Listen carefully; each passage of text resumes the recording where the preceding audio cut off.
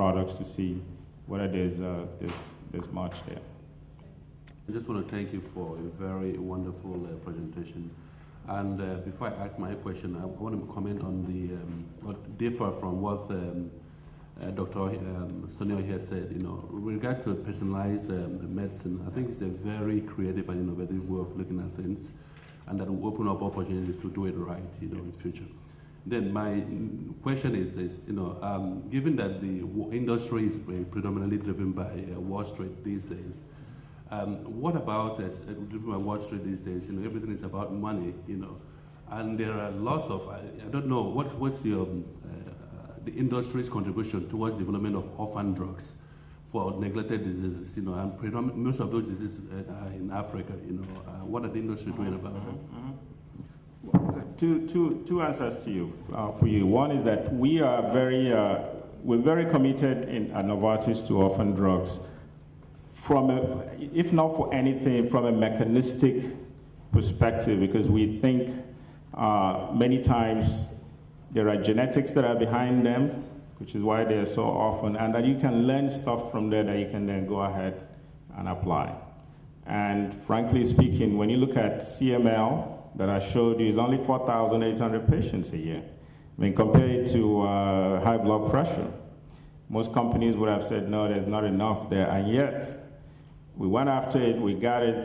The patients are now on drug for 7 years, 8 years. So suddenly this product has now become, you know, Gleevec is a $4 billion business. So we do go after orphan drugs. Now, if there are really orphan drugs for tropical diseases, then we have these institutes in Singapore that just are dedicated to doing that kind of research. So we don't focus on that.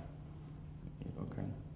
My question is, during your presentation, you made mention of global contribution to sales, and you mentioned continents like US, Latin America, Japan, EU countries. But I didn't hear anything about Africa at all. Does that mean that they don't count? Or I just want a clarification on that, please. My God, you must be an accountant to see that, you know, to catch that. And in fact, I saw it when I was looking at the slide last night. Africa and the rest of the Middle East and all of that is usually about 1 to 2% of sales. So, yeah, perhaps I should have shown it, but it was just so narrow that, yeah. But it's there. From Nigeria and the publisher of Pharma News. I want to thank Linus, who's my own brother. Thank you. If I see a great person who has done very well, I want to associate immediately.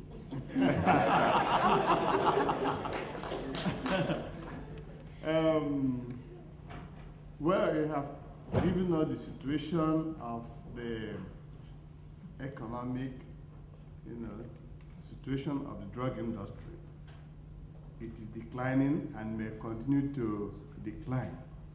And you have given us a few reasons for the economic decline. I don't know whether you are considering the fact that there may be improving health status all over the world. And this could affect decline in the consumption of drugs. And if it is really so, it is nothing to lament. Yes, I know that the industry, these big industries, these big companies, many a time are not after preventive. They are after curative, and that's where they want to spend money. But in terms of health, broad definition of health is not only about treating diseases. Take, for instance, food. You know, there's improvement in nutritional status today. At least people are becoming responsible for their personal health. There's a lot of promotion of foods that are rich in antioxidants, isn't it? A lot. And people who understand know that these antioxidants can fight the damaging effects of free radicals in the body. Even the cancer you are out to deal with. heavy consumption of antioxidants can prevent and even reduce the incidences of cancer, atherosclerosis, and a lot of diseases. So if we are giving emphasis on nutrition, something that will help the body to build up and fight on its own without drugs, I think we will have a better society. And I believe that that may be a contributing factor to the declining fortunes of the industry. And if it is so, why don't we think of emerging business opportunities? Let's go to preventive and even our nutritional status, even if our sales of drugs are declining. Thank you. Obuokiria, I think most of you know me from College of Medicine in Nigeria, now at Xavier, once in Saudi and all of that. Anyway, my thought is this. It's a great opportunity to advocate for HIV and AIDS. 60%, 60 to 70% of all sufferers from this disease come from Africa, even though Africa accounts for only 10% of the world's population. It's a great area for you guys to be at. And specifically, we're finding in clinical trials and out in the field that the CCR5 antagonists, for instance, are not really taking care of our patients. That's a great area for you guys to step into. Because early in the disease, at least 50% of people will be CCR5 positive. So right there, you can take some of the modules you use for breast cancer, some of those cell lines, and get into there, and that's a ready market that's there for you. Okay? Thank you. Thank you. Presentation. Okay. So one of the things that I saw that you touched upon was the changing dynamic of the healthcare market here in the U.S. And I found that to be very important as we see a lot of mergers, acquisitions, and from the very prominent graphs that you showed of how R&D versus sales is affecting pharmaceutical development. What I would like to get your thoughts on is how has the recent change in the healthcare system here with the healthcare reform that occurred earlier this year, how do you feel that is going to either alleviate or put pressure on the industry bringing new medications to market, and how that's going to affect payers in the end? Yeah, keep an eye on. And I think one of the speakers will spend a lot of time on that, so again, I don't want to preempt him.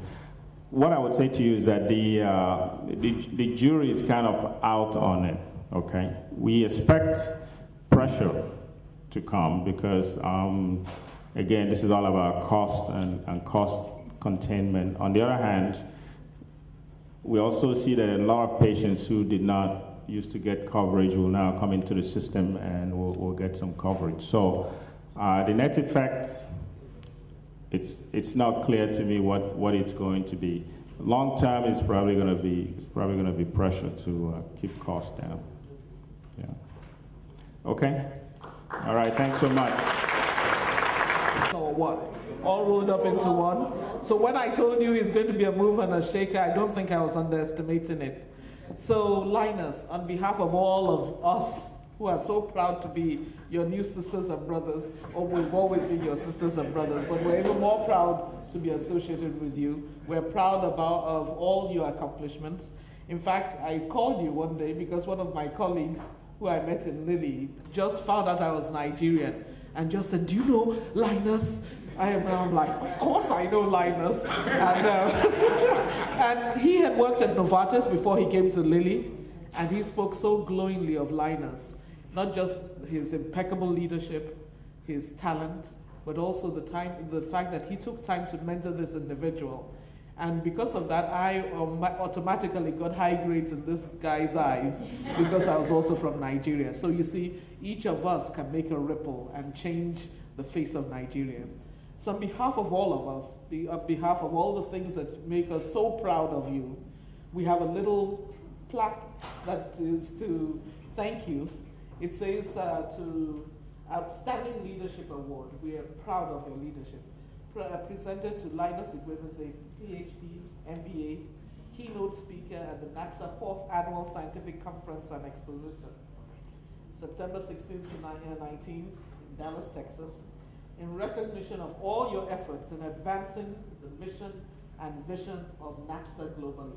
Now, there's a hidden reason why we gave this to you. We want you to put it on your wall. And until that vision has transformed for Nigeria, we want you to know that you haven't gotten all of this yet.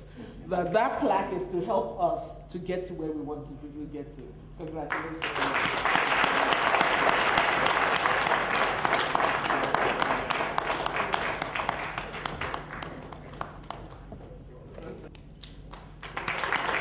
About them being institutions and not human beings. You can tell that this guy is just an institution. It's just unbelievable. That was really great. Okay, because we are running behind, as I said, we are going to slide straight into the next presentation. And I am going to introduce you to another institution. We have institutions here. This I can tell you, this place is very heavy right now with some very, very powerful people. This is another great Nigerian. He needs no introduction if you've been a member of NAPPSA for the past 3 or 4 years, because he's a constant feature at every conference. He's also a vice president. We are kind of showcasing all our vice presidents today from Nigeria. He's also a vice president. He's been for years. He recently moved from Pfizer to PPD. And she's one of the great, she's one of the outstanding women achievers in America, not just women from Africa, but black women, and not just black women, but women of all colors.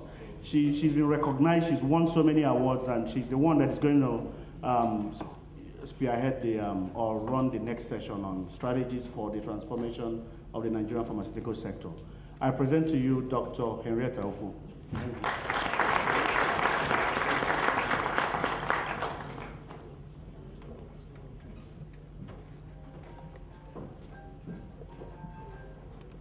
Very much, Dr. Kem and Tony, and Senior Vice President, actually. I'm very pleased and honored to have been recognized that way.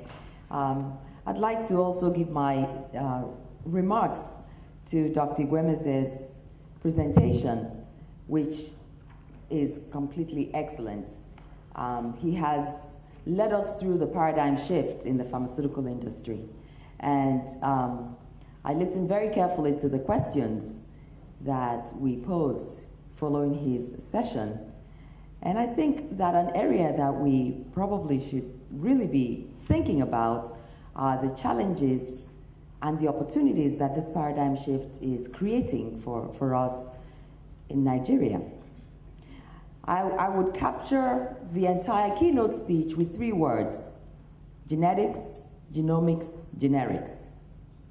If you think about the current state of the pharmaceutical industry, where we have the transition to the generics, that's a great opportunity for developing countries, particularly Nigeria, to take advantage of the low cost and the prolific plethora of medicines that we may not have been able to access in the past. And then if you switch it to where the paradigm is shifting, to understanding genetics and using genomics to actually target our therapies to be more effective and safer, then you begin to get concerned around the challenge of whether there will be any interest in studying the diseases of the developing countries, particularly Nigeria, especially where those therapies will have to be associated with diagnostic assays, diagnostic tests, and asking the question, can we rely on our diagnosis in Nigeria? So it presents both opportunities and challenges, and I hope as we go through the discussions today, we will get some more insights, but even more importantly, I'd like to use this segue to recognize our distinguished guests and presenters that have joined us directly from Nigeria, and hoping that they will be able to take the message home and begin some creative strategies at home to address our problems, challenges, and opportunities. So I'd like to recognize Professor Inyang, who was the former Director General and currently the CEO of National Institute for Pharmaceutical Research and Development, which we call NIPRID in Abuja, to join us at the high table.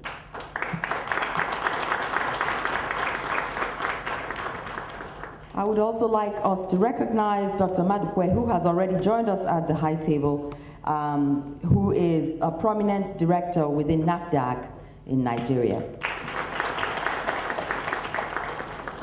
And as we start this session, which is a great follow-on to the keynote speech, Strategies for Transforming Nigerian Pharmaceutical Sector, you're going to hear in the next hour or two where we are from a global context, starting off with Dr. Yetunde, who will be giving us a sense of a gap analysis that NAPPSA has done to help us understand our strengths in Nigeria, as well as areas that we need to improve upon, and strategies on the imperatives on how to achieve this.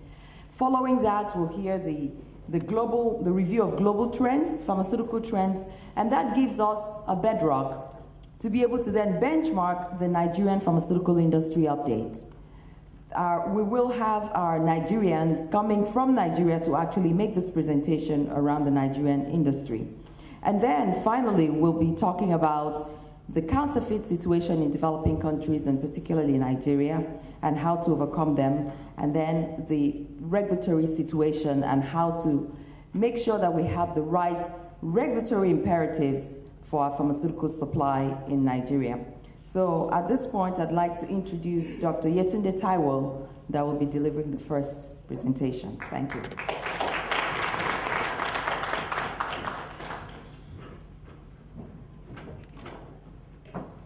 Thank you very much. First of all, thank you all. Thank you all for coming. And I want to start off first of all to thank the whole committee. I am standing here not just representing my own thoughts, but representing that of a committee of individuals who have worked over the last year to try and draw up a number of implementation strategies that we might take as a group as we go towards building really the pharmaceutical sector in Nigeria. I want to thank the President because it was his vision. He commissioned this team. So President Nodum, very great thanks to you. And I also want to thank very much the chair of this committee, Dr. Ngozi Erondu. Dr. Ngozi, could you please stand up and just be recognized? I want to thank, because it is under their leadership that this committee has worked tirelessly. And of course, you can see all the other members of the committee, including, of course, my brother, Linus. But, and Tony, Iheme, and a number of other individuals. I can't see them all in the crowd, but if you are here, please stand up so that people who are close to you, if they may know who to go for additional questions, if there are questions, either during the talk or after.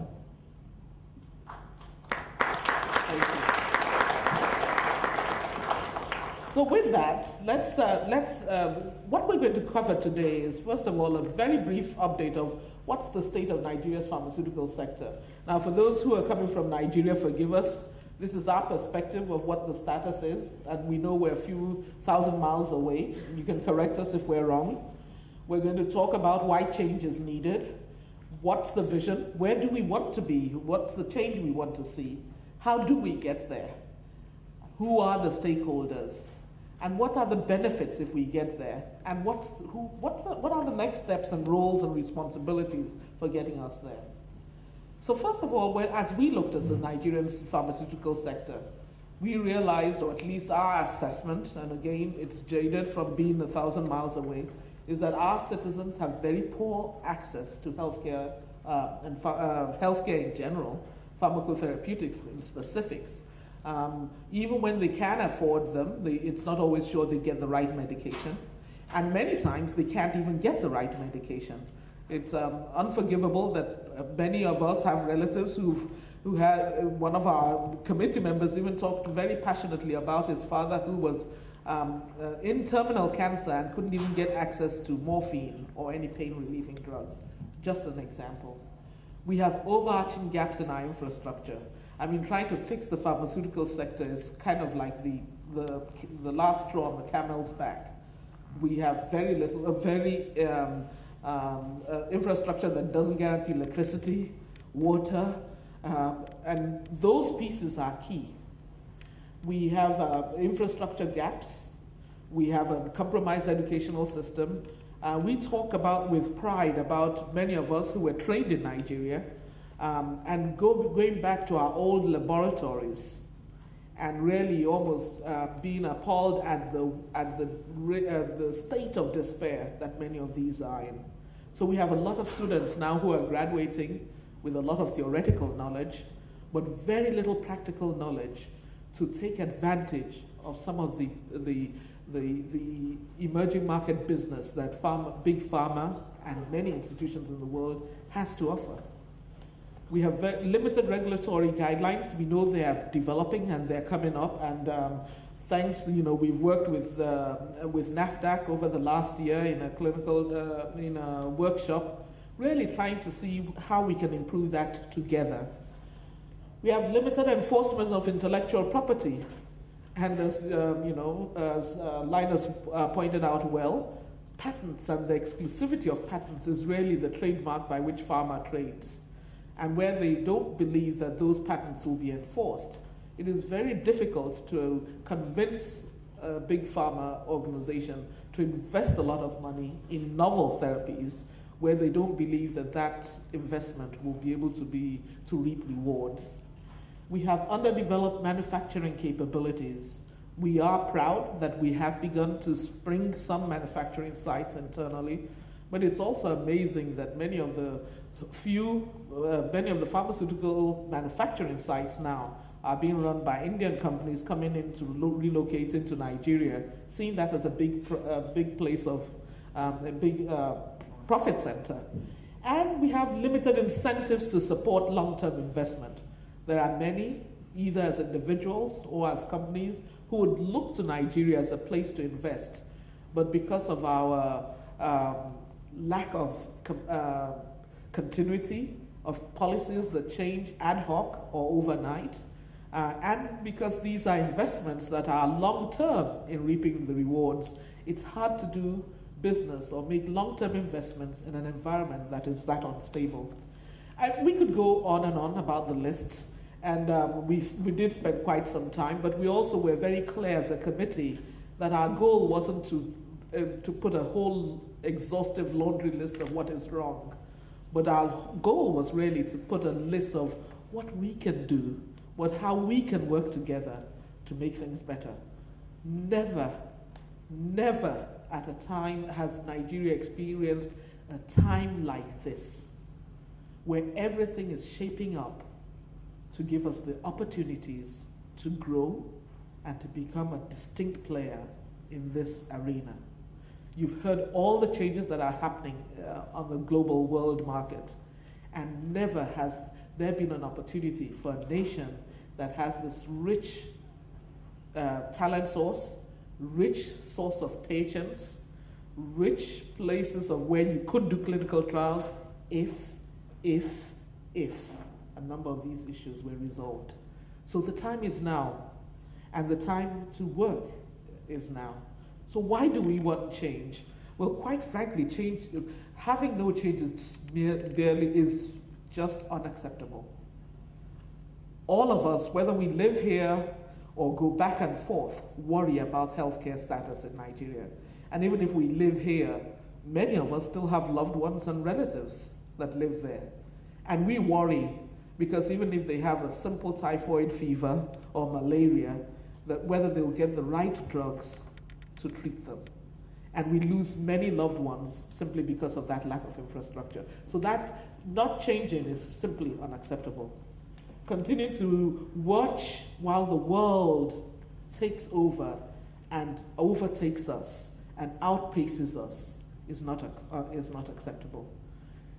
It's very disappointing and heartbreaking for us to go back. I went back to my old lab, the place where I got my PhD, the place that equipped me to come here and work in various organizations, and got there to see that the equipment we had left there was the same equipment, except, of course, now that none of it worked. Most of it were encased with dust. Even the thermometers and water baths weren't working. And so you wonder I left there in tears that day, actual tears, not nearly tears. But then I wondered how that next generation is going to survive and compete. And this is a time when the rest of the world is taking many leap steps forward. We are taking leap steps backwards. We're not even just standing still. So not changing is simply unacceptable. If we do not change, we will go down in history as the generation that let our nation down, because we have nothing to hand over to the children who are coming behind us. We are leaving them unable to compete in the global economy. And it's unfortunate because we have the resources to be competitive. We are a nation blessed with a number of natural resources. We have money to do these things if we have the will. And it is simply a matter of getting our act together and working to make it happen. We have vast human resources. Look at the people, look at Linus, look at Henrietta, vice president, senior vice president, and look at the crowd. Look at every one of us, who've achieved different things here. And many of us were trained in that country. So we know we have the talent. And you look at young people, you go back home now and you see young people very enterprising. You can't make a Picasso, with a child who you've never given paintbrushes to. You can't ask a child to look at a bicycle and watch it and tell the child how it rides, how they only have to sit on the seat, how they put one foot after the other, and how they balance. And expect that child to be a cyclist at the World Olympics. That's what we're asking of our students now. We think educating them is simply asking them to read the tutorials and the handbooks, but they've never done many of the practicals.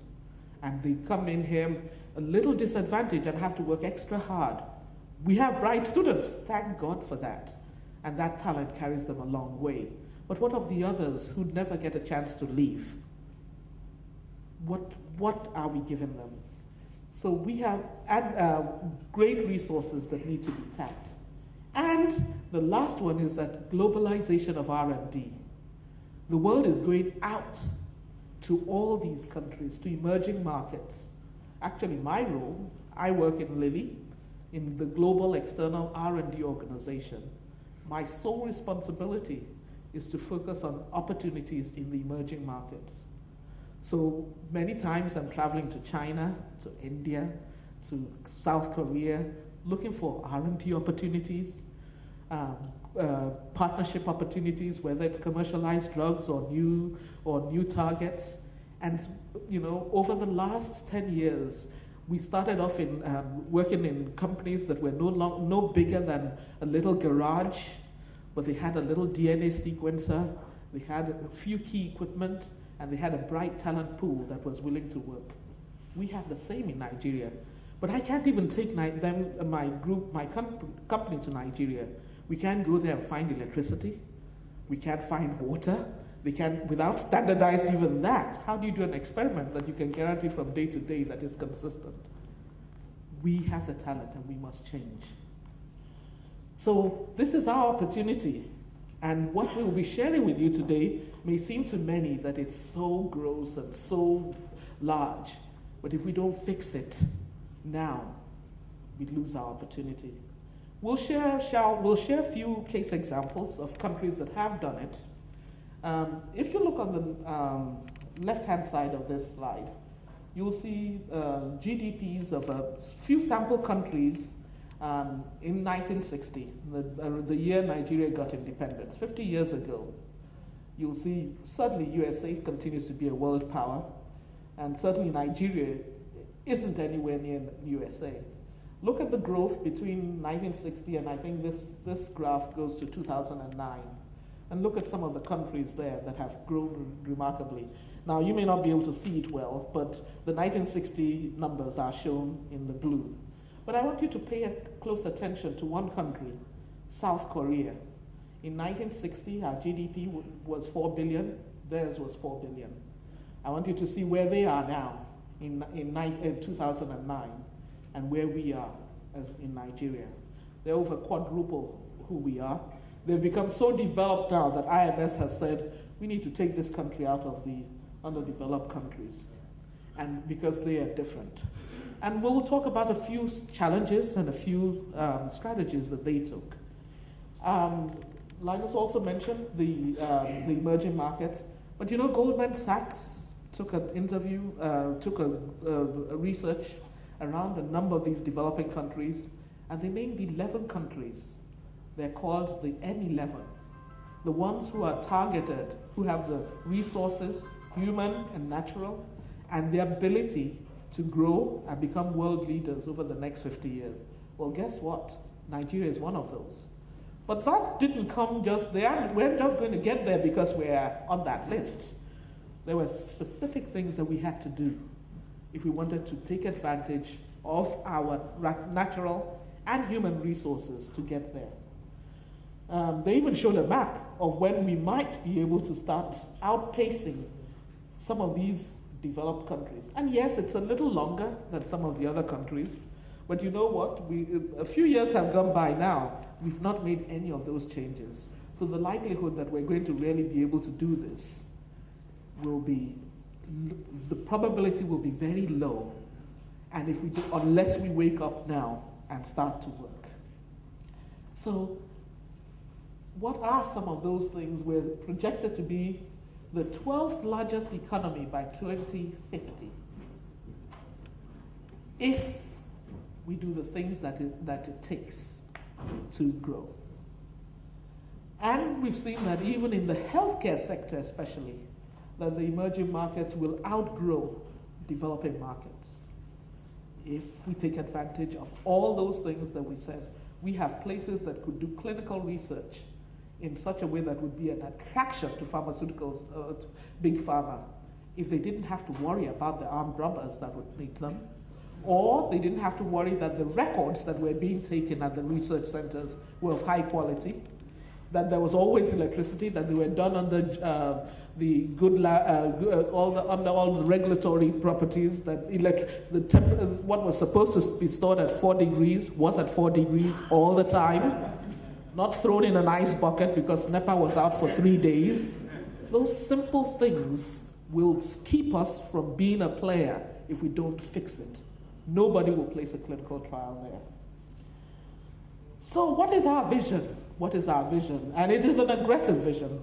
I think we said by 2020, we put a stake in the ground, and we said by 2020, we're in 2010 now, so it's a 10-year plan, that it will have the state-of-the-art healthcare and pharmaceutical economic sector. Now, very aggressive, but the time is now. And what does that mean? Education and talent building capabilities, pharmaceutical R&D capabilities, medical and pharmaceutical care, foreign investment, and economic growth. Very aggressive. Everybody who's seen this plan says this is unrealistic. It can't be done. It's too aggressive. Perhaps you should just take a small piece and start. And it is aggressive. But if we don't do it now, we don't see how we'll ever do it. And this is the time when we can simply take one little piece and say, this is all we'll do. Well, how do we get there? We believe the plan must be comprehensive, but we also know that it's one that all stakeholders must commit to for it to work and collaborate. We know that we don't have to invent the wheel completely.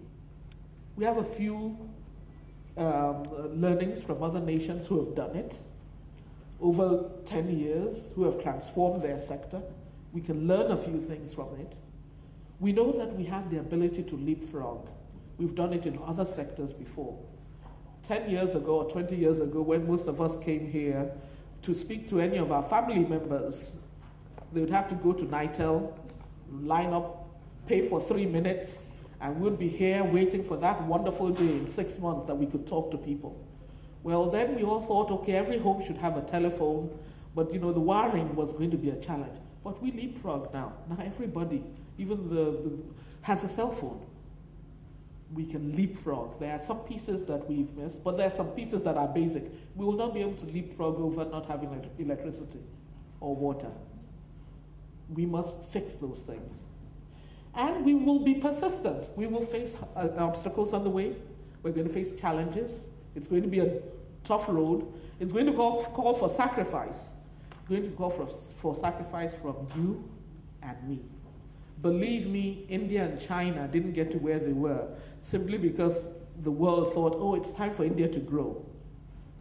India and China, people like you and me who were here said, hey, we can fix our country, and started to put these type of plans to make it a place where it would attract the foreign investment.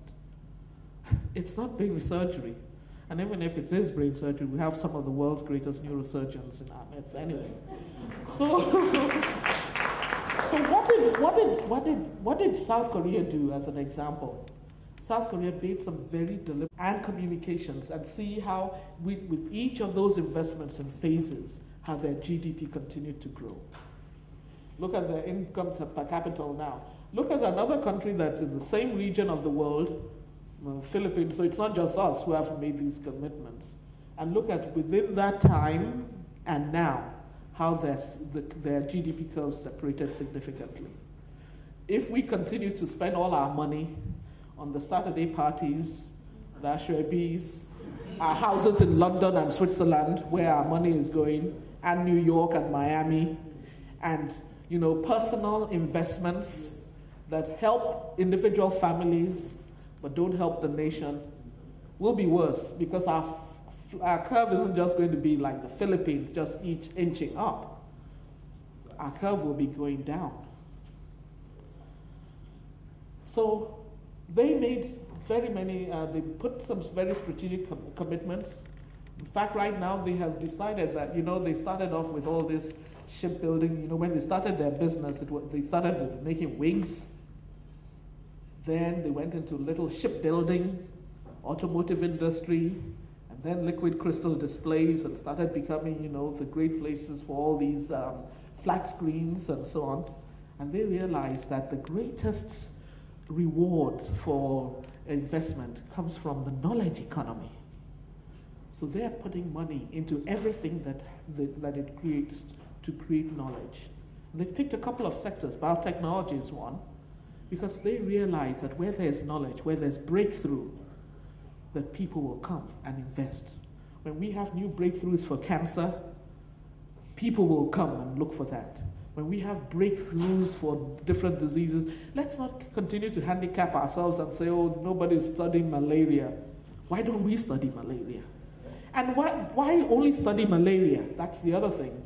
If we only study malaria and only study those things that are of importance to us, well, nobody is going to be quite as attractive to come and invest in that. Nobody's going to come and buy a malaria drug if it's not endemic in the U.S., and a U.S. investor. But also study things like oncology.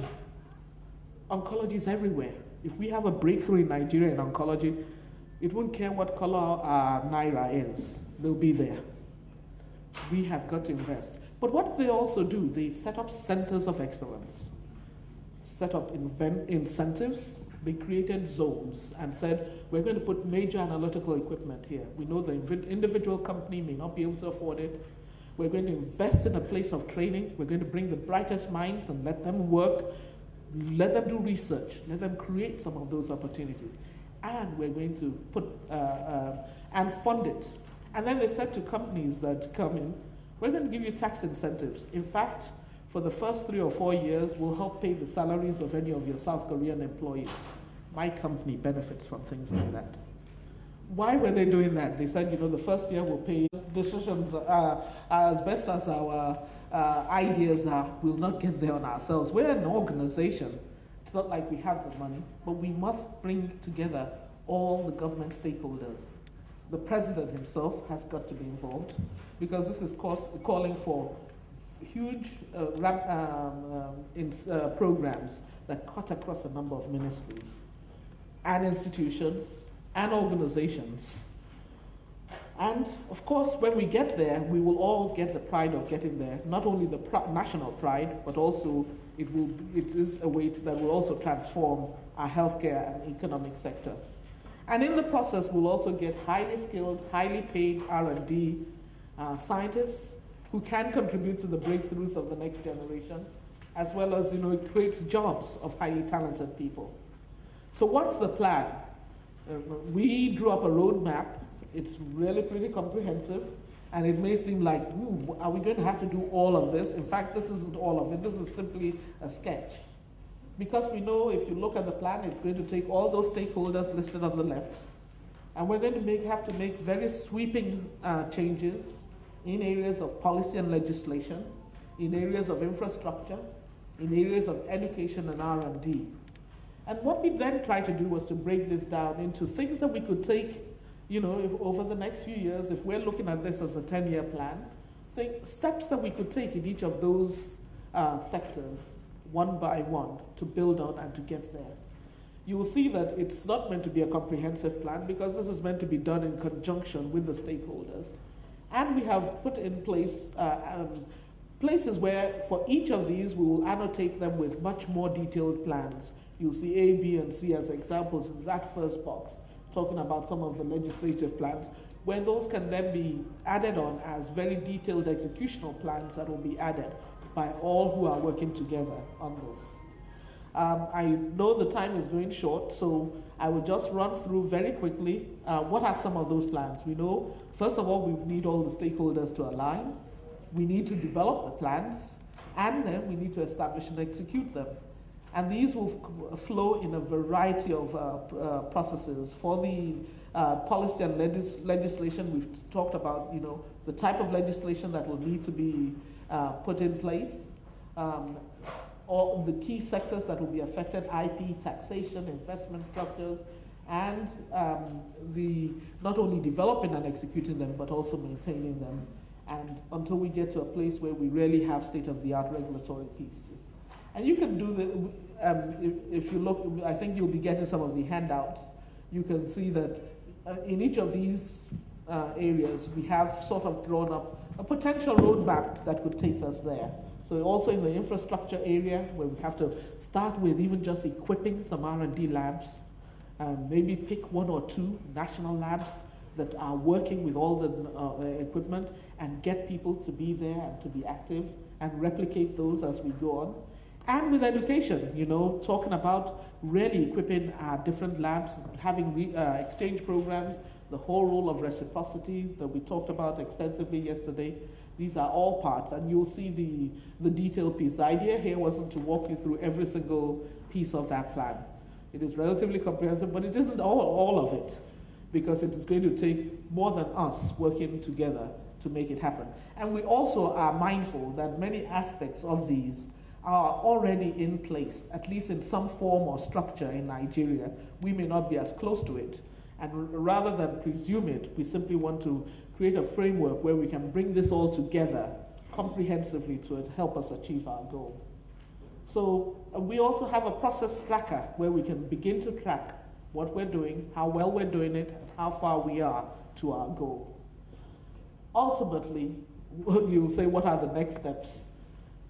All of these next steps, education, regulatory competencies, R&D centers, advocacy, are all key things that we need to begin to work on. And every single one of us here can be involved. There's a role that each person can be involved. We are also working to increase the awareness of NAPPSA's initiatives and strategy in Nigeria. We had our members, Tony Iheme was co-chair of a NAFDAC capability workshop in Abuja, and Mrs. Maduike is here too from NAFDAC, and a number of NAPPSA people were there. We've presented that roadmap there, got some positive input from that. We've started face-to-face meetings with a number of key individuals who will potentially be stakeholders. And we are working towards a strategic alliance summary in 2011 that will bring together the stakeholders. NAPPSA is simply a catalyst, and only one of many catalysts. We don't want this to be bogged down in the whole role of who owns it or who gets the limelight. The important thing is, how do we get there by 2020, latest? And so this is going to call for everyone's involvement.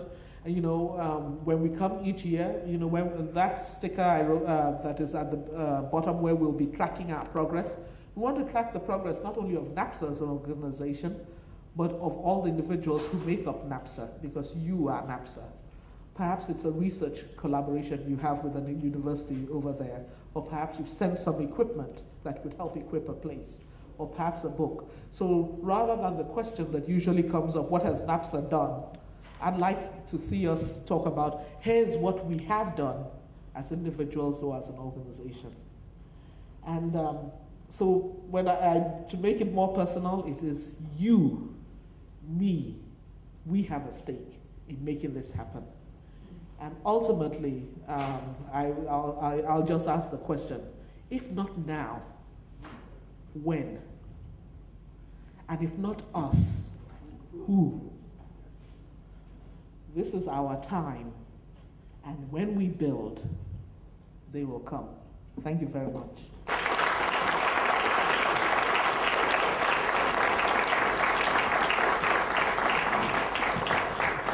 Excellent.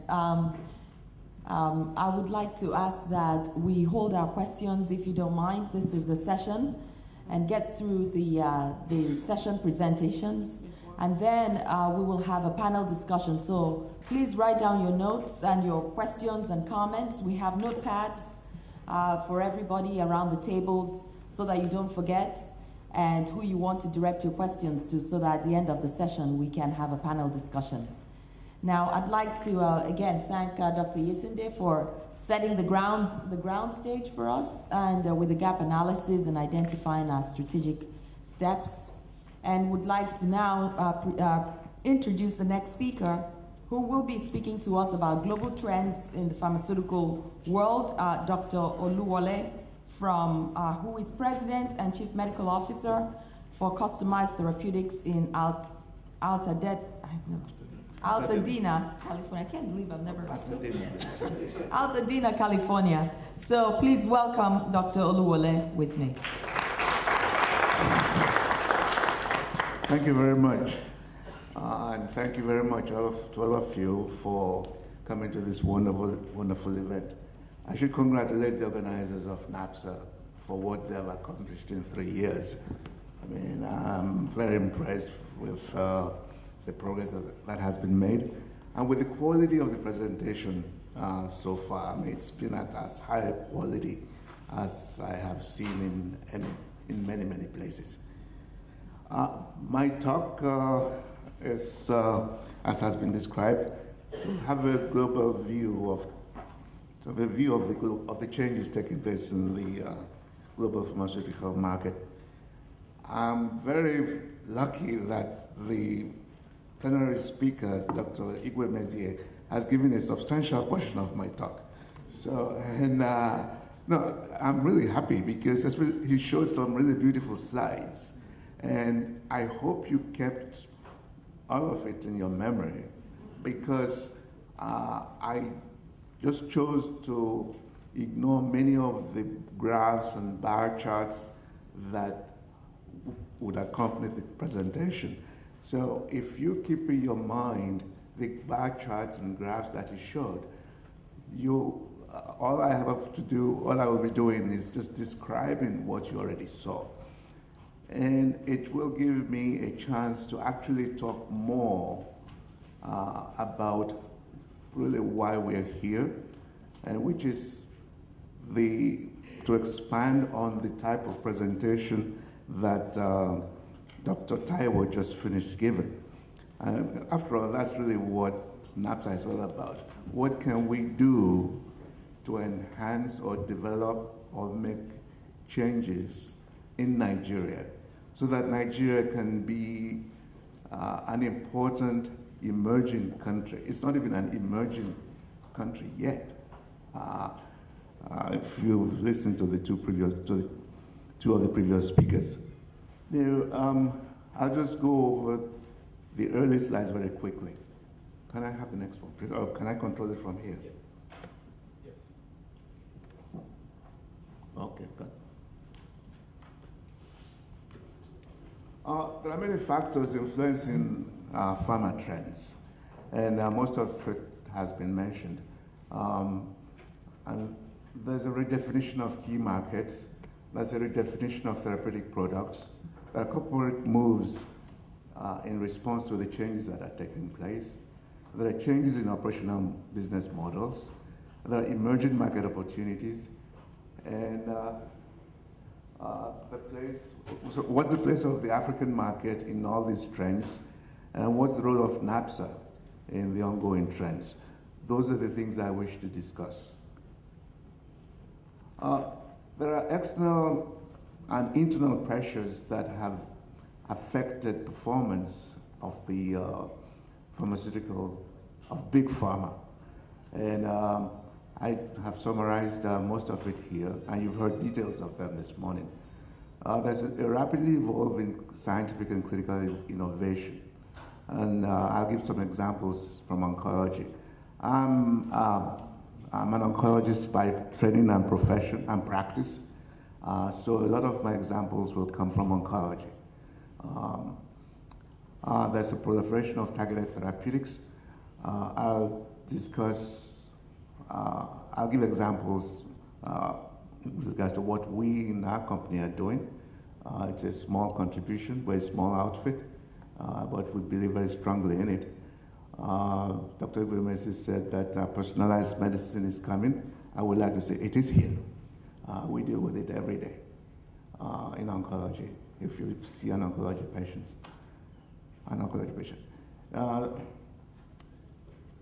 what's really propelling many of these changes is due to the rise in healthcare expenditure. It's the U.S. healthcare expenditure is just not sustainable anymore, and the considerable portion of it is due to drug pricing. In oncology, a patient can spend up to $30,000 for 1 month treatment of breast cancer. It's just there's just no way that kind of thing can continue. So governments, insurers, patients themselves are getting very involved in ensuring that costs are controlled. And especially in these days of economic downturn, it becomes even more important. So, well, we all live in this country. You saw the passion, the energy, and the acrimony, I would even say, that accompanied the healthcare reform debate that began last year and culminated this year. It's not over yet. The argument is still going, and it's all driven by the cost of healthcare. So the changing requirements have been mentioned. There are also internal pressures on pharmaceutical companies. Many of them are losing patents, they're expiring. The exclusivity provided by the FDA when the products were registered are being lost. And many big pharma, unlike Novartis, are prepared to restock. And if you can't restock, you can't, and you want to just use the blockbuster model, you're not going to be around very long. Many of the corporate moves have been discussed. Now, I just want to give some examples concerning targeted therapeutics. We use this, I'm not going to go over all the items on the 2 slides, this one and the next one. I just want to point your attention to a couple. I take it there's no pointer. If you look at the very first one, circuit expression for GIST, it's the same as the one for CML that Dr. Gwemese mentioned. Imatinib has, Gleevec, has dramatically altered the landscape and the future of patients with these diseases. CML, chronic myelogenous leukemia, used to be a deadly disease that we really couldn't do much about. But now it's compatible with long life. It's really more for chronic disease now. EGFR expression, further down, second row to the bottom, exists in multiple cancers. And Tarceva, or Alotinib, is one of the drugs that targets EGFR. EGFR exists in many, many cancers. So it's really, even though it's measured, its effect is not that useful at this time. And I mentioned those two, the c-KIT expression as well as EGFR, to make a distinction between monogenic disorders and multigenic disorders. By that I mean a monogenic disorder is a disease like chronic myelogenous leukemia, in which the genetic aberration is only in one gene. And Dr. Igwemesi mentioned that, showed the diagram very beautifully, in which you have BCR-ABL gene fusion gene. So if you target that particular gene with Gleevec, you get a cure, you get a good response. But it's not the same with colon cancer or kidney cancer or breast cancer. There are many, many genes that are mutated and that are aberrant, so that the result or the outcome is not as useful or as good. So there will be a need to target multiple sites in many of these solid tumors. HER2/neu for breast cancer is another one that I would like to highlight. Trastuzumab and HER2/neu are really the starting point for personalized therapeutics or translational medicine in general, and in oncology in particular, and particularly in breast cancer. And this leads me to answer a question that was raised by one of the questioners earlier. If 20% of patients respond to a particular drug, what do you do about the 80%? Isn't it unethical? I would turn the statement around and say it is unethical to give 80% a drug that will not benefit them. In fact, these drugs are not innocuous. They cause a lot of toxicity. Herceptin especially causes heart disease, heart failure. So if a patient is not going to benefit from a drug, but is going to have toxicity, and also it's not cheap, as I said. You can pay up to $3,000, $30,000 a month for these treatments. That's not going to help you. So what's the point?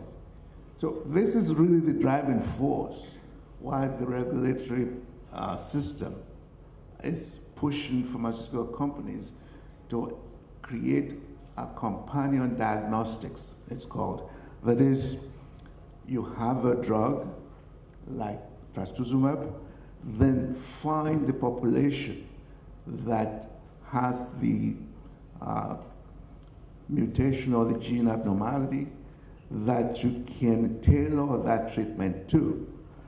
So as Dr. Igwemesi very eloquently and elegantly showed, the FDA is requiring those companion diagnostics up front. And granted, it's putting pressure on the drug companies and on the blockbuster model. But in the final analysis, the purpose of the FDA is to protect American lives and improve the American economy. It's also, I know that the pharmaceutical companies are part of the American economy and they have to do well. But they can do well and do good at the same time. But the primary responsibility of government is to ensure the safety and good health of the American people. I just want to show 3 slides that indicate what we are doing with regards to gene-based diagnostics. This is a mutation in chromosome 6, in which you have the thymidine replaced by cytosine, and it leads to an abnormality in manganese disulfide dismutase. And so you have valine substituting for alanine, or alanine substituting for valine. And when we identify patients who have normal wild type gene, that is valine, the response to anti-cancer drugs, especially adriamycin and cyclophosphamide, are considerably better. But if patients have a double copy, double mutation, and you have ALA, the survival, that's the lower curve, is considerably worse. You can see the gap. It doesn't look like much. This is the data on about 1,000 patients, but we have the information from both Norwegian cohorts as well as the US cohorts. So there's something real there. And we have predictors like that are increasingly becoming more and more important in solid tumors. Now, so those are the reasons that big pharma is having problems in the United States. This slide demonstrates that problem. Dr. Ukweme is saying one of his slides shows it a lot better than I have here, but if you look at the green bars at the bottom, that shows big pharma in the US and Europe. If you look at 2001 to 2009, you can see that the revenues or the performance of big pharma is steadily declining over that time period. The slide's really very much, it's a different way of presenting what he presented earlier. I think he showed the decline going from 60% in 2003 to 20% in 2008 or 9. Now look above that to the brown or tan bars. Those are emerging markets, and you can see where they were in 2001 and see the growth they have continuously made from 2001 to 2009. So, and a lot of the growth, believe it or not, is driven by big pharma. So they are finding opportunities to survive and to more than survive, I should say. They are actually growing. Those of them that are sufficiently forward-looking enough. It's those who didn't plan or who didn't see it ahead of time that are not making the progress that others are making, or are being taken over by companies like Novartis and Pfizer and so on. So there's a lot of consolidation going on in the pharmaceutical market, and the emerging countries, emerging markets, are the beneficiaries of it all. And I'm saying this at this point because of Dr. Taiwo's last talk, Nigeria should be an emerging market. It's not there yet. But that's the kind of growth that can occur in a country like Nigeria.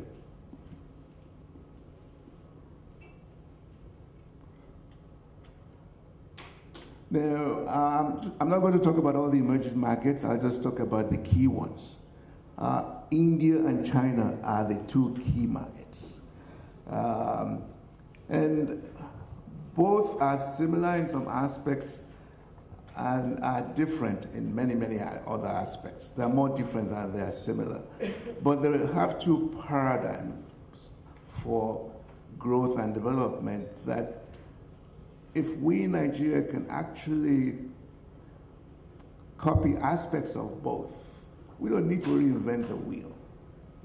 They've already done it.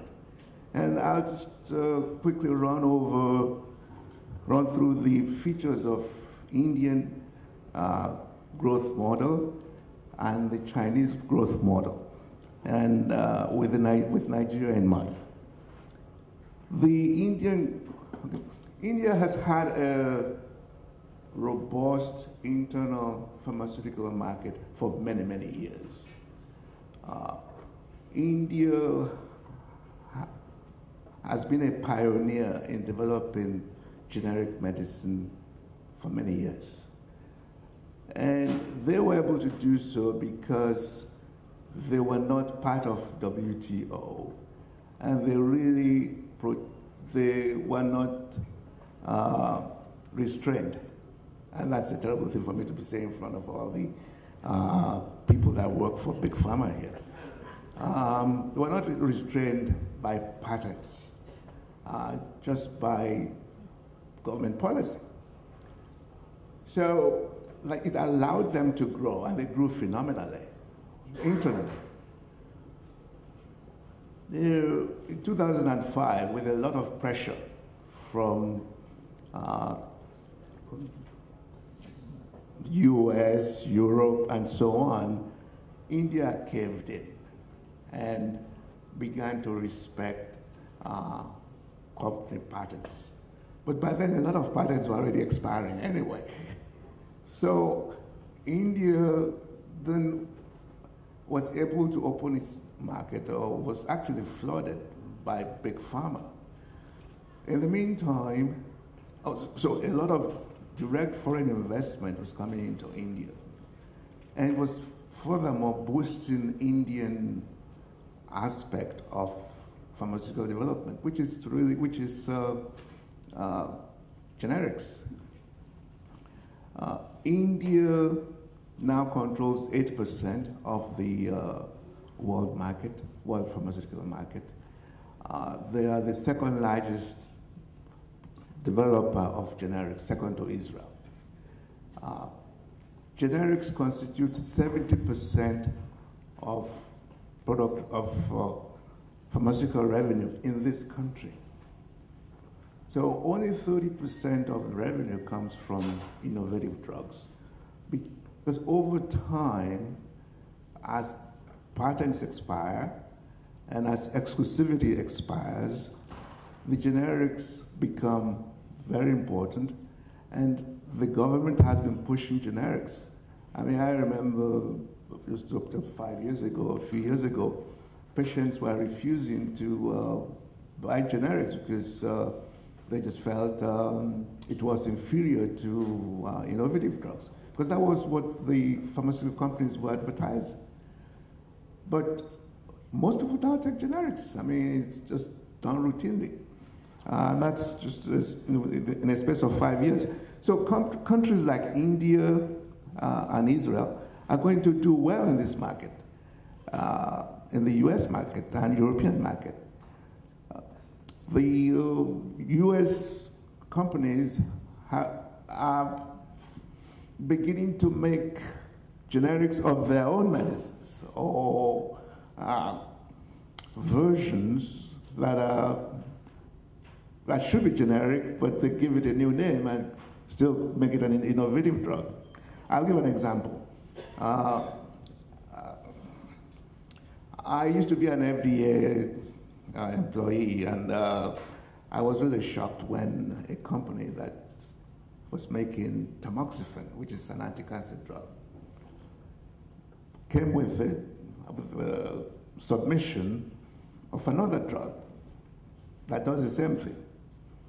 I read the submission, it's exactly the same drug.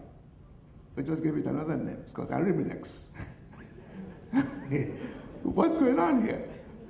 It occurred to me that tamoxifen was going to expire. Tamoxifen exclusivity was going to expire in about a year or two. So, I mean, the submission was very simple. It was a non-inferiority study in which you just show that you are non-inferior, you are as good as the innovator drug. The innovator drug is their drug. So we had no choice but to approve it. So they now have 17 years on Arimidex as a new drug. So what I'm trying to say is, I hate to call it game playing, but this is serious money we're talking about. So it's more than a game, and until pharmaceutical companies in this country recognize and realize that the game has changed, they, believe it or not, are not going to be able to compete with countries like India, even in the US, as it's in the generic market. And the generic market is here to stay. The American people are not going to stand for expensive drugs, period. Now, other factors that make India an attractive place is they speak English. There are more English speakers in India than in the United States and Britain put together. And there is a highly educated staff, educated pharmaceutical staff and professionals. So they've got a starting point that's really, really good. Now, granted, India, the majority of Indians are still poor, but they have a committed government and they have a nucleus of hard-driving, forward-looking people. So the outcome is growth in a phenomenal manner. India still has problems similar to Nigeria and all the developing countries, particularly in terms of infrastructure and communication.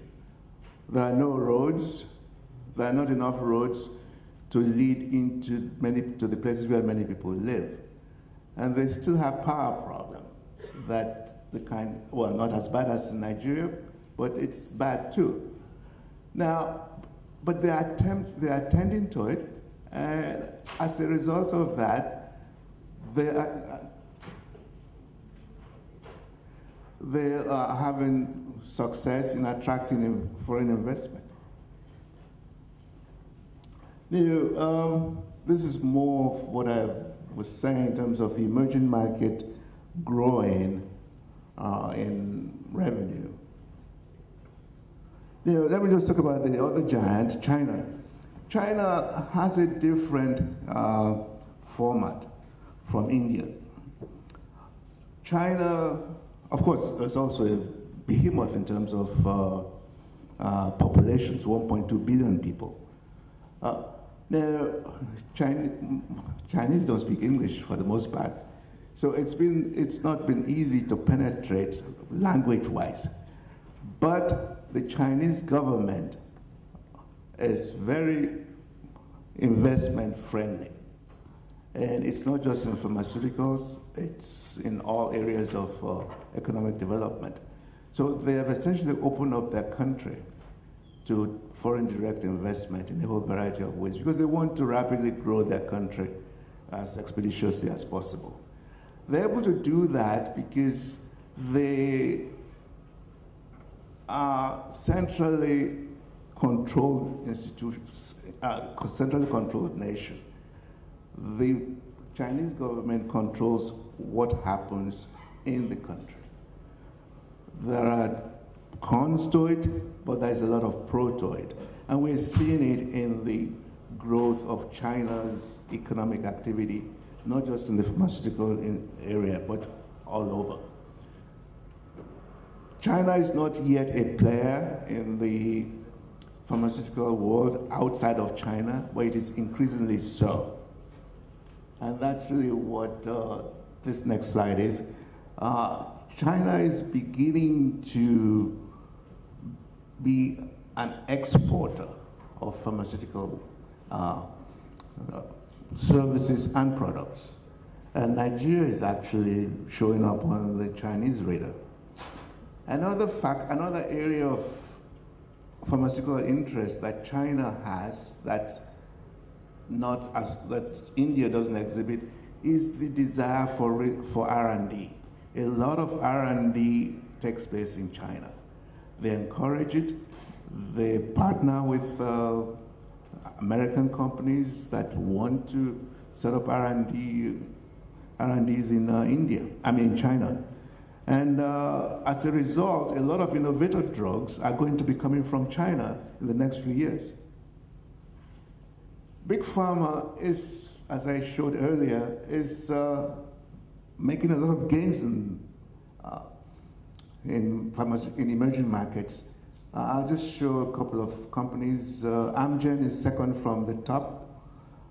In 2003, I believe it was, they were just beginning to get involved in the emerging market, and their share of the market was 0.15, but by 2008, I believe it is, they had 124% growth. I mean, they went from a growth of 0.75 to 125. And if you look at the third column, you'll see that all those companies have for the most part, have double-digit growths. And the least of them have 7-8% growth. You don't see those kinds of growth in this country from all these companies. This is more of the same thing. I use an example of Chile here, and Chile is not really known as a pharmaceutical market, but look at the kind of growth that Chile has steadily seen over the years. So this is the kind of growth that can take place in an emerging market that's devoting its energy into pharmaceutical development. Now, how about African market? The African market as a whole, for the most part, is not showing up on the radar yet, except for South Africa. And it's because a lot of big pharma companies are using South Africa as an entry point into the continent. India, CIPLA in particular, is entering, well, they go directly to many African countries, but they're heavily involved in South Africa. And from South Africa, a lot of their products go north. Now, Aspen Pharmaceutical is a homegrown company with 150 years of history. And that's becoming, it's the largest producer of generics in the Southern Hemisphere. And they are moving in different directions. They're acquiring companies in Latin America, and they're having sales in Asian countries. And GSK just took a percentage of Aspen, I think about 16% last year. So that's a company that needs attention. Now, what can we do in Nigeria, and what's the role of NAPPSA? Big Pharma is expanding to the rest of Africa through South Africa. South Africa itself is making conscious inroads in all aspects of economic life into Nigeria and other countries because they see a vacuum. It's the same thing we see in beer, MTN, hotels, Proteus hotels, shopping centers, you name it. They're all over the place. 10 years ago or 15 years ago, that was an apartheid country. Their planes couldn't be allowed to land in Lagos. But now they're all over the place. I'm not a protectionist. We need the investment and we need the jobs to be created. But we cannot let others raid our country of opportunities that we should be creating for ourselves. So the challenge to all of us is to find ways in which we can keep our house in order. There's a need to create a true African focus with Nigeria as the leader. We are the biggest country, the largest populated country on the continent. There's no reason why things should be driven from South Africa.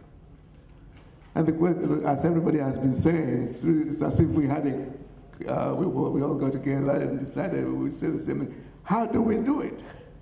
I mean, the previous speakers have said the same thing. Now, I especially like the roadmap that Dr. Taiwo gave earlier. That's one of the ways of doing it. And we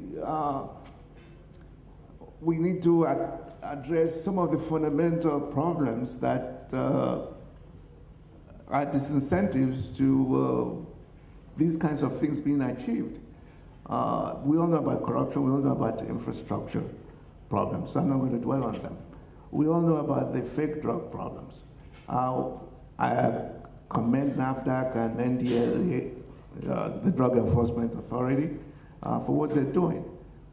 Inroads are being made into it, but fake drugs will be less of a problem if we can make those drugs locally and we can monitor them locally.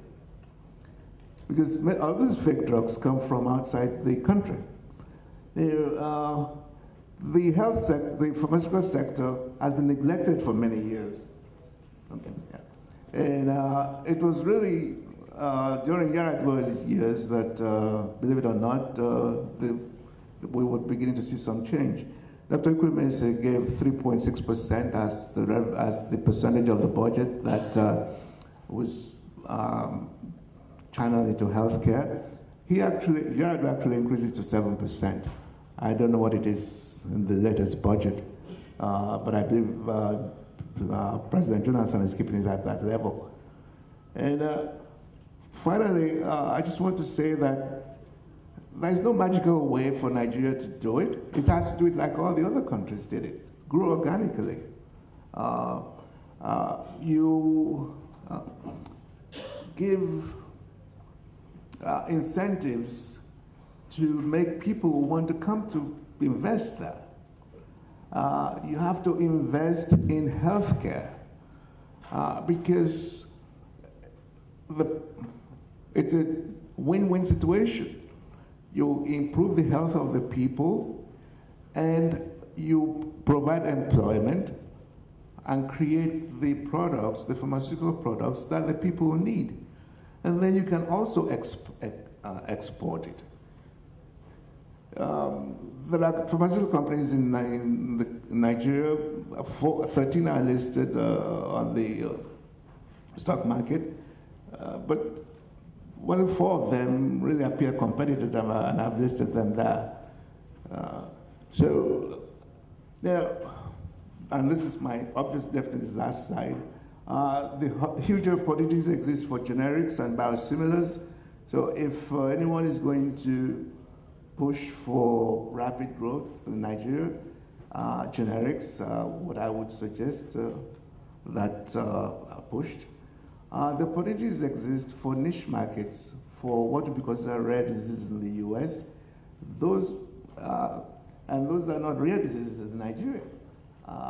TB, for example. Form partnerships to increase scale. I mean, there's no reason why some of those 13 companies can't merge and form a bigger company and then get a foreign partner to build with them. Another thing that I would suggest is a healthcare entity or a pharmaceutical entity that's a private-public partnership I don't want to say like NNPC because NNPC is a government parastatal, but there's a need for a new model that would be like the Chinese model, in which that represents the country and that can function as a private company. It's like a sovereign wealth fund that China runs for investment all over the world. And that will lead to rapid growth in the pharmaceutical business. There's a need for government activism in healthcare in terms of education and healthcare in general. And there's a need to support homegrown businesses. There are too many disincentives for anyone to set up business in Nigeria that I doff my hat to those who are making the efforts. Thank you very much.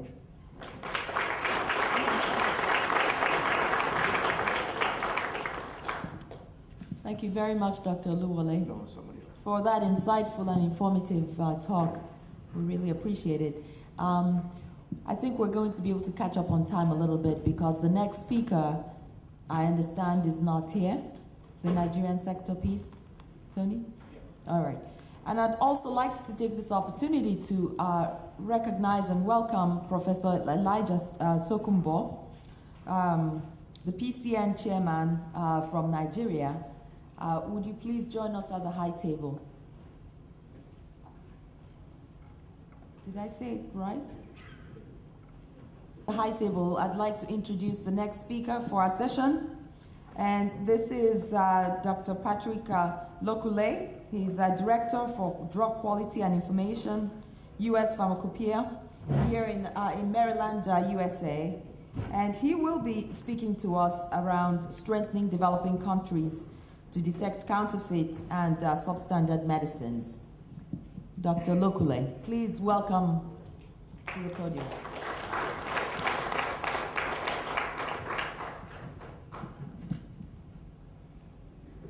Okay, good morning, everyone. I'm not Nigerian, but I have many Nigerian friends. I was educated in Frabe College, started my undergrad there, and I understand most Nigerian professors were educated at Frabe College. So the link is there, and I'm sure there's reason why I was invited to speak at your conference. But Madam, thank you very much for the nice intro, and it's a pleasure to be here with you. What I'd like to do in the next few minutes I have, it's really to give you a sense of what activities United States Pharmacopoeia is doing in developing countries with significant funding from USAID, United States Agency for International Development. This is a task that I was assigned to direct after I finished my career at Pfizer. And I must say I enjoyed very much the discussions by His Excellency, our keynote speaker. He reminded me a lot about my days at Pfizer in drug discovery and analytical methods development. But I've left that field now. Came to USP mainly to work in developing countries to have some impact there. Let's see if I can. Okay, I'm going to preface my presentation by indicating to you, since the theme of the conference is about globalization and the impact that's going to have in the pharma sector, is that with globalization, there are many opportunities, including expanded markets, opportunities for collaboration, cooperation, innovation, etc. But with that also comes some exposure to actors who do not have the best interest of the patient in mind. And so my discussion is going to be on counterfeit and substandard medicines and what can be done to strengthen developing countries to be able to avert the problem in their communities, give you real-life practical examples of what actions we are taking with several regulatory authorities around the world to be able to solve this problem. So the outline of my presentation is going to be starting with the discussion of the scope of the problem, the impact of poor quality medicines on the patient, and what are the risk factors that we have discovered working around the globe, how do you solve the problem through capacity building? And by capacity building, really, this is a term that you hear a lot in the NGO community. It does not mean training only. There's too much training going on in Africa and developing countries. Capacity building goes beyond trainings and workshops, and I'm going to talk a little bit about that. Hopefully someone will benefit from that here. And what are the chances for success? Giving you real practical examples around the world. Just in, I think last month, there was a big article on several fake medicines being seized in 6 African countries. And in the last 1 month, there has been increased attention paid to the issue of counterfeit and substandard medicines. And I was wondering what is going on.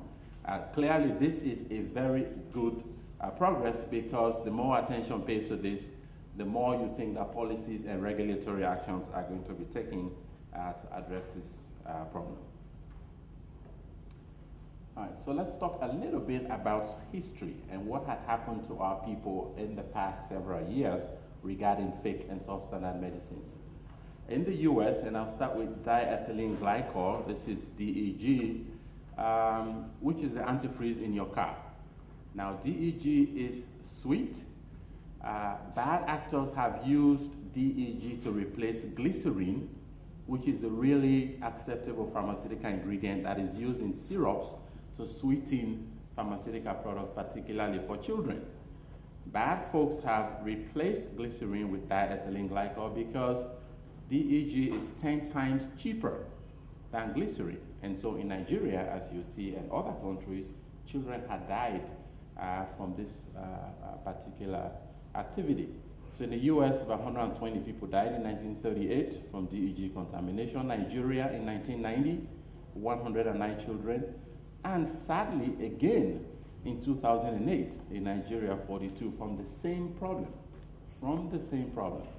Bangladesh, you see the numbers there, 223, etc., etc.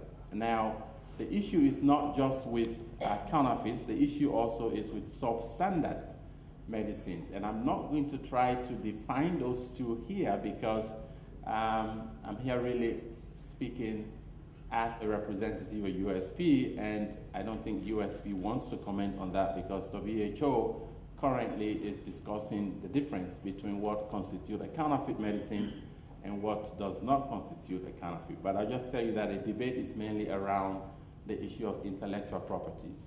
If there are violations of IP, should that be classified as counterfeit, or counterfeit should just focus on quality specifications of the pharmaceutical product? Does it meet the required specs? And if it does, the public health community will say it's a good drug. Now, it may have violated a patent from Pfizer or from Novartis or from Lilly. People will argue that from a public health standpoint, if the drug meets quality specs and is good for the patient, it's safe, good quality, and it's efficacious, then that's a fair deal. Now, I'm not going to tell you where I stand on that debate, because I know there are many pharma folks in the audience, and I might not make it back to Maryland.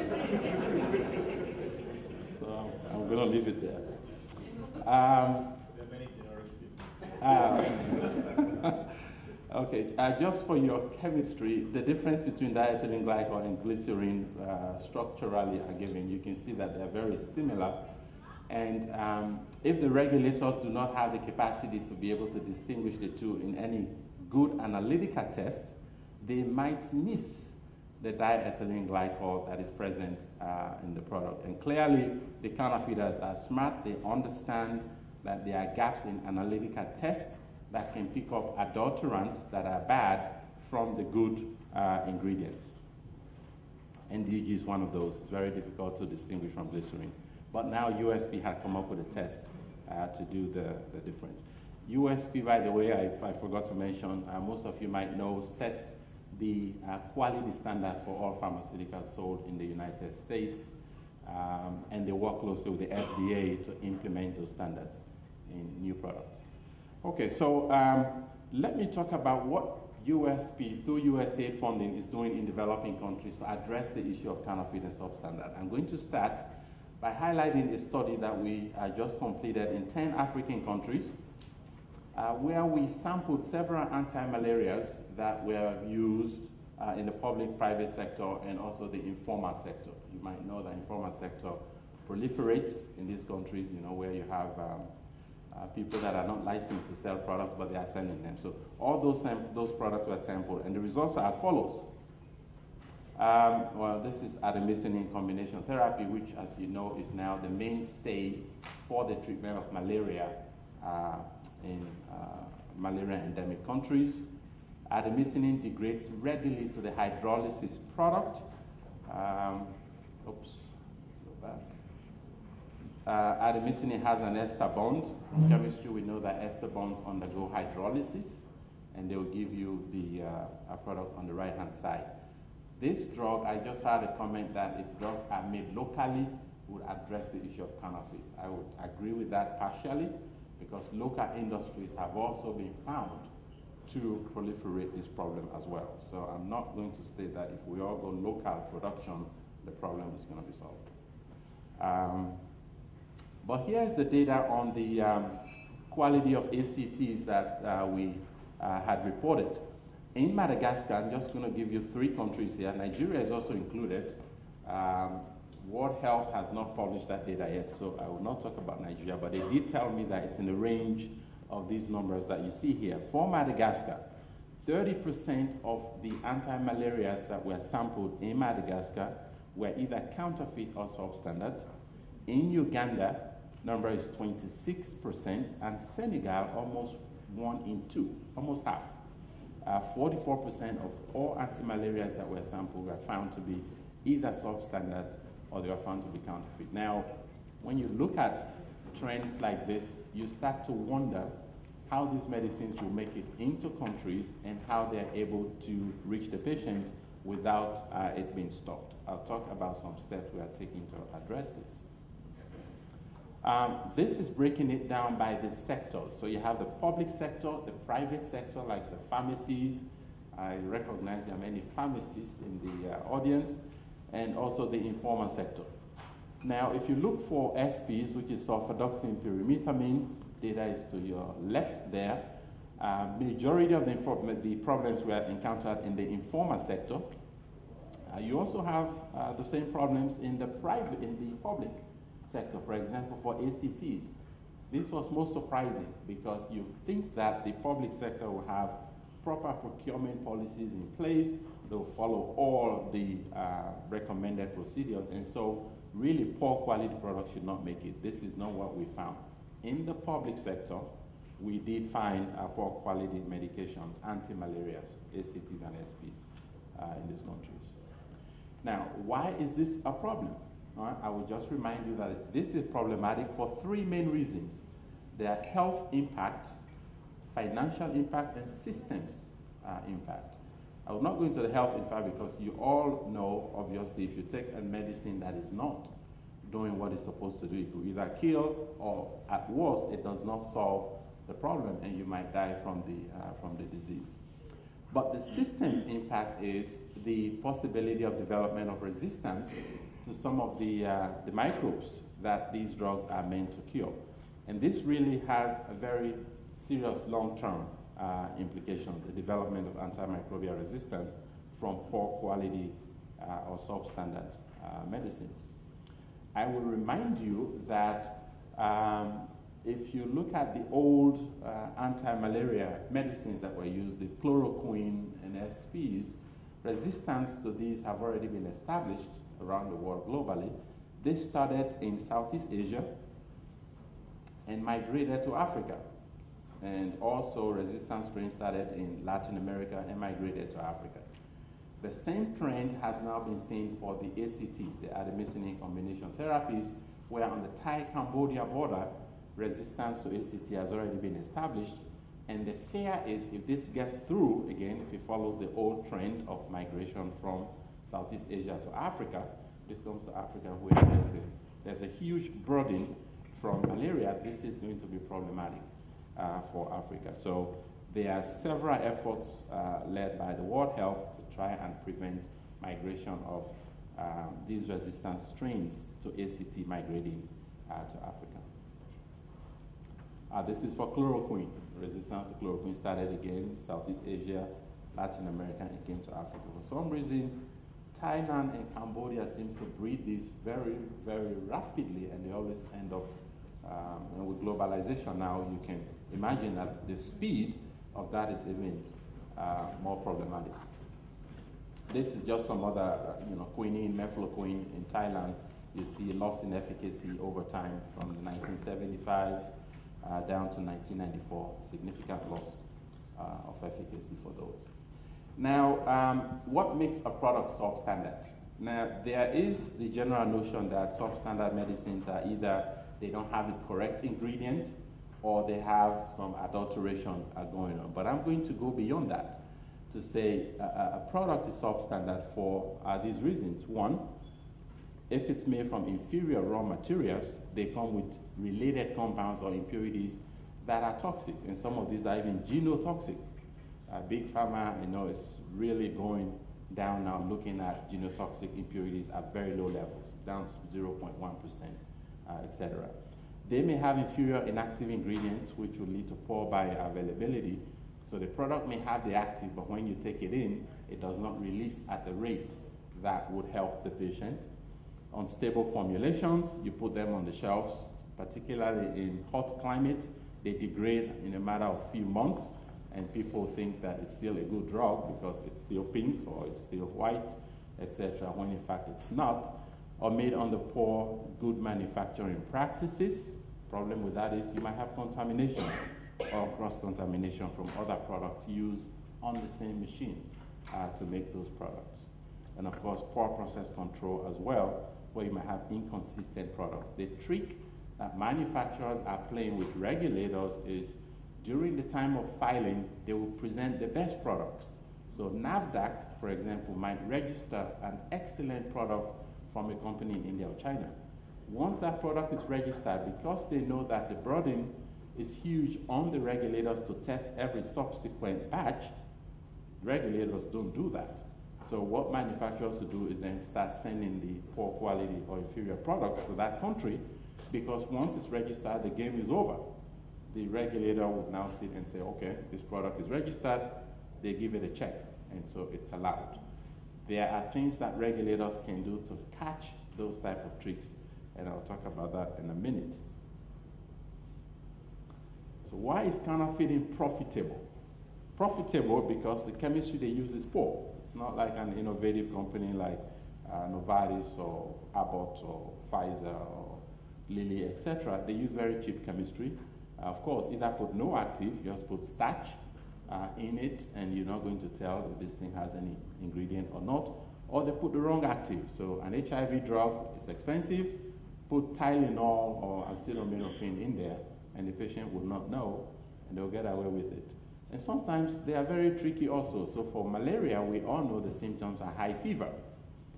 Instead of putting an anti-malaria active ingredient, a counterfeiter might actually put Tylenol in it.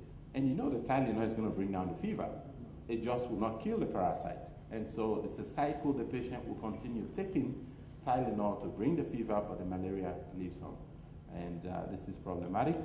Of course, they could use adulterants, like you've all heard of the melanin scare in milk, the heparin scare also, and the diethylene glycol. Poor GMP, so the environments that you see some of these drugs are being made, obviously it's not good for a pharmaceutical product, and because of all these reasons. Particulate matter in the air, poor record keeping, poor quality control, etc. All right, so what are the risk factors? Why do these problems continue on and on and on? Well, I'm going to state that the rapid scale-up of medicines for particularly malaria, HIV, and TB has been quite remarkable.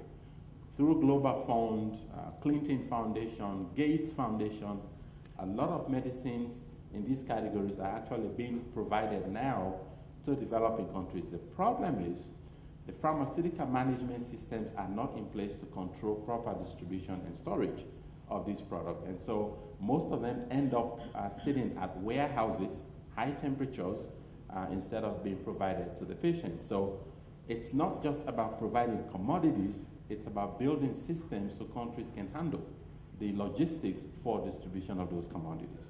Of course, weak regulatory authorities.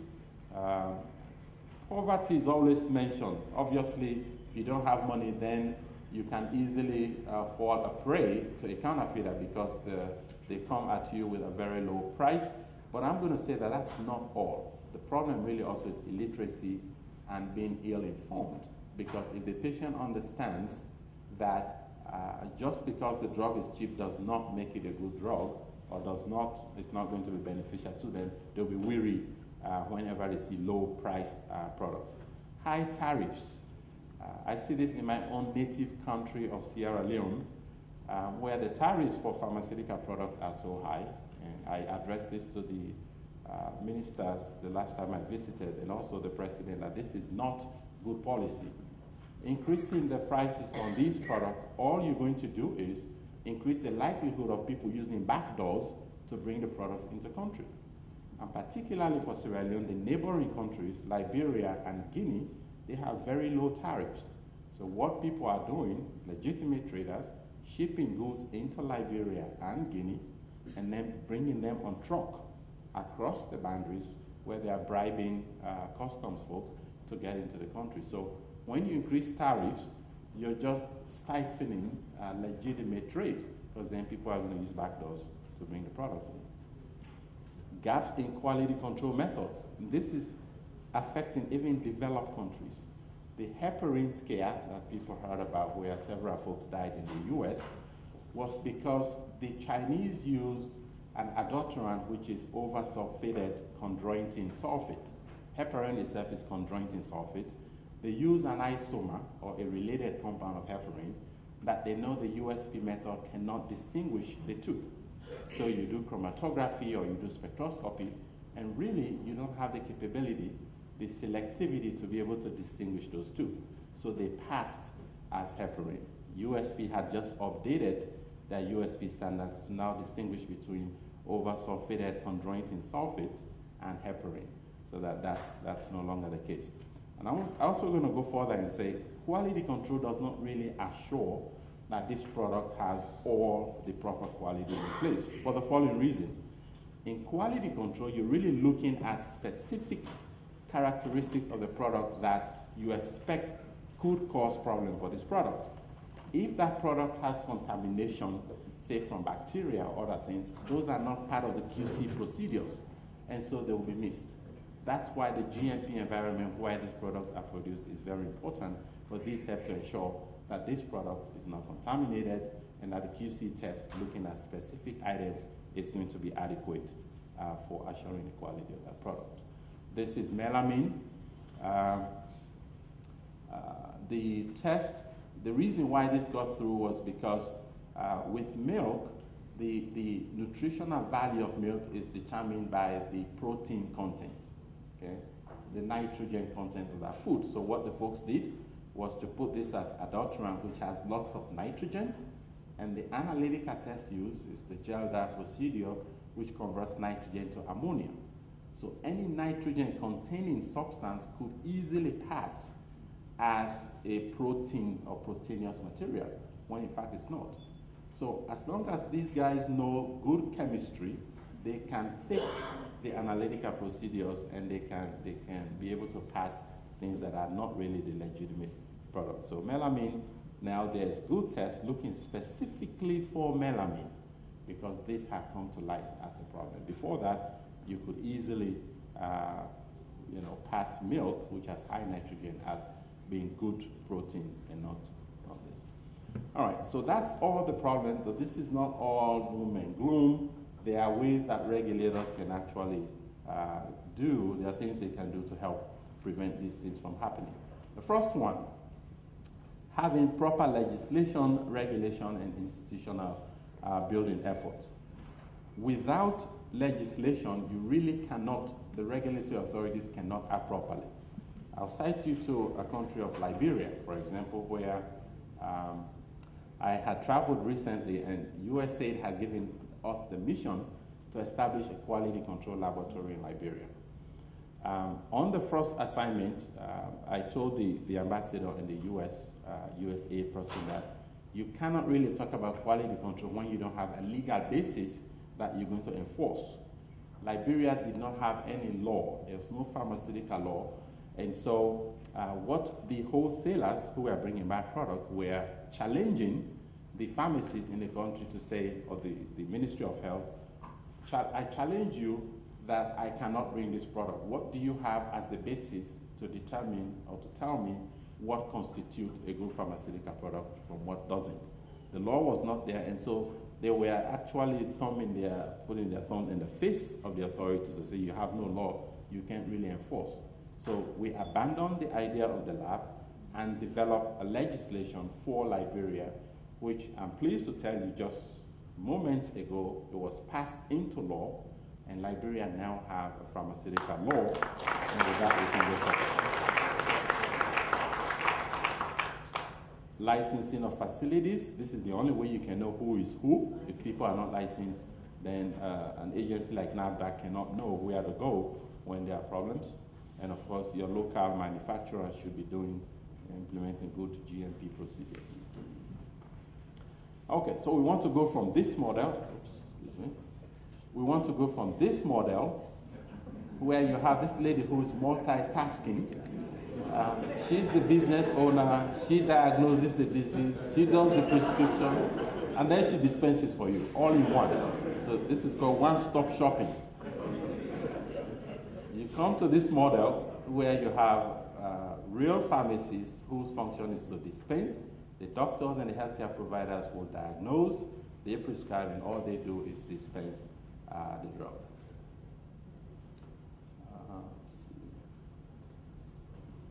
Okay. I titled this slide, The Patient's Protective Shield, and that's the regulator. So you have the manufacturer here, you have the wholesaler, and all they're trying to do is get their product to this guy, the patient.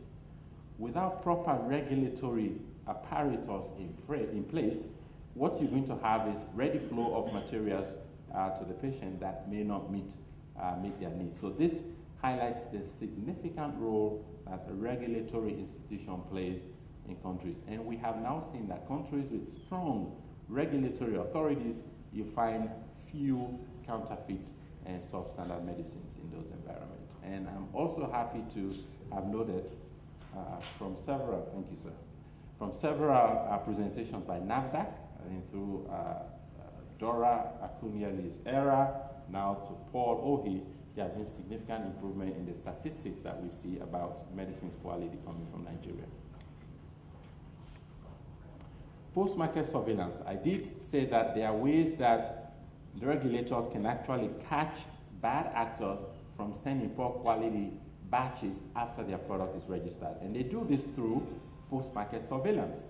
Regulators are now being trained in about 30 countries, at least under this USAID program, 10 African countries. We'll be starting that for Nigeria coming this year, where we set up sentinel sites in countries. Sentinel sites are just study sites across the whole country, where we're providing very cost-effective quality control tools through the use of mini lab and some handheld devices, which I'm sure NAPPSA folks are going to talk about here, doing quality control on products that they remove from the market. So randomly, regulators should be going to the market, pulling samples and testing. This is how you know what is really found in the country, and not just through registration procedures, etc. So these are the devices that we've introduced in countries, the mini lab, which has few chemistry kits, and through that you can do simple basic tests. One mini lab costs about $5,000. So this is, it's not a huge deal for many countries to be able to adopt large numbers of these.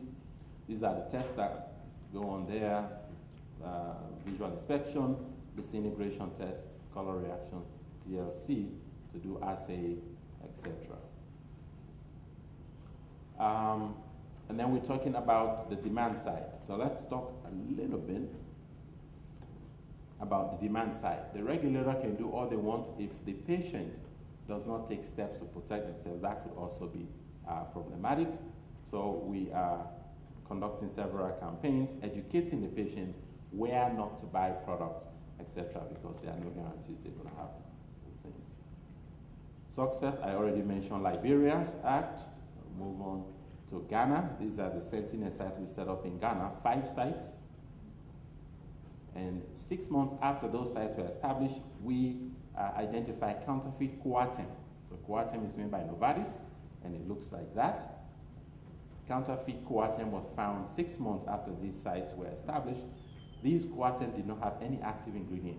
Coartem is methyl lumefantrine. There was 0 active. The color of the pills was the same. To the patient, they would not even know the difference. And you see the package information here. Cambodia, I've traveled extensively in Southeast Asia, Laos, Cambodia, Thailand, Vietnam, etc. We also have sites there where we're collecting drug quality information. And then finally, I'll mention my country of Sierra Leone. Sometimes you have to take things into your own hands. Okay, so it's good to talk and plan and policies. Sometimes you just have to get going.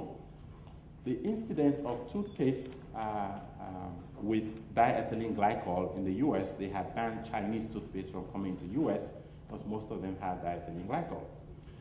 One day in my office, I was walking past the fax machine. Somebody had printed out the news, FDA banning Chinese toothpaste. I looked at it, I read it, I said, if Chinese toothpaste with diethylene glycol can make it to the US, how much more African countries? So I picked up my phone, I called the head of the FDA in Sierra Leone and said, I bet the toothpaste on your market has huge diethylene glycol. What I'd like you to do is send me 20 samples of toothpaste. Collect them randomly from the market.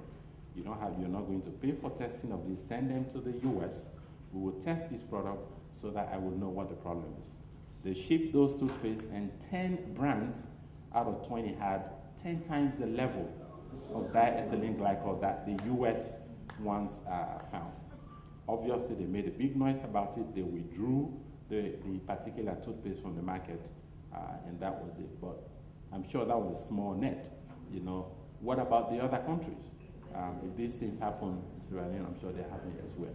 Recently in Senegal, I was there and went to a public sector. This is Gori Island. If you go to Senegal, go to Gori Island. Gori Island is where they had the slaves. Before the slaves, the African slaves were shipped abroad. They keep them in Gori Island, just next to the Atlantic Ocean. Went there and I took my son on this particular trip just to give him some history. And then I said, is there a public sector pharmacy on this island? And they pointed me to one. I went in there and said, can you give me an anti-malaria? What is the anti-malaria that the government of Senegal prescribes or recommends that you give patients? And said, yes, we do have. And the anti-malaria that she had was DHA piperacin, dihydroadenosine piperacin, which is a combination therapy. I said, I need some. I said, do you have malaria? I said, maybe, I'm not sure, but I just need to buy. So she sold me 2 packets of DHA piperacin. I looked on the package information, and this thing had expired several months back. I pointed it to her. I said, this is an expired product. You are not supposed to be selling this. And then the lady said this. She said, this is Africa. They are strong. They will take it. She said Africans are strong, and they will take this.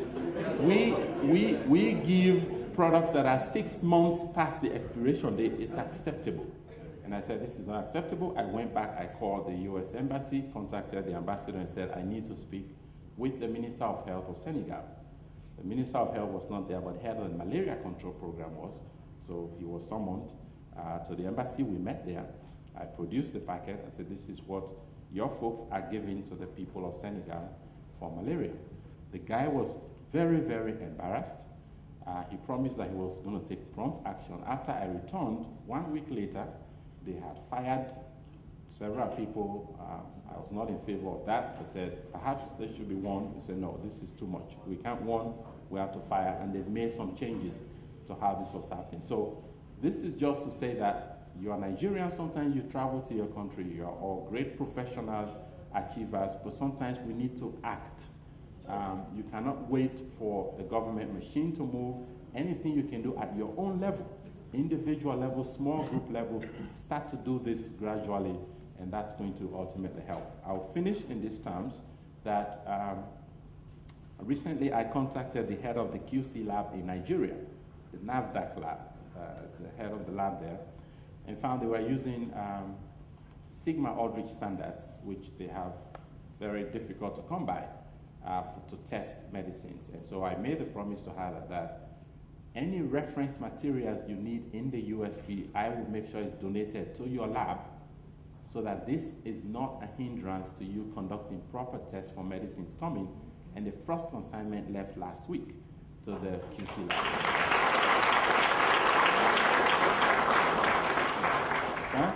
Finally, I will end by saying quality is not a luxury. It is a necessity, and access to good quality medicine is a right, not a privilege. Just providing commodities is not enough. We have to make sure there are systems in place to be able to distribute and to manage the safety profiles of those drugs and the quality when they are distributed. Dying from a disease is sometimes unavoidable, but dying from the medicine is unacceptable. And with that, I thank you for your attention.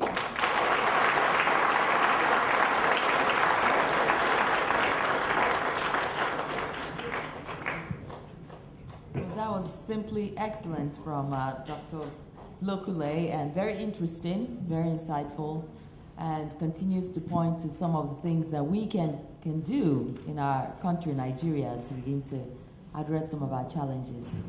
I would like to beg your pardon, the audience, that we did not take a break, and so if you feel like you need a stretch, please do get up and stretch and fill your coffee cups. We're trying to catch up on time.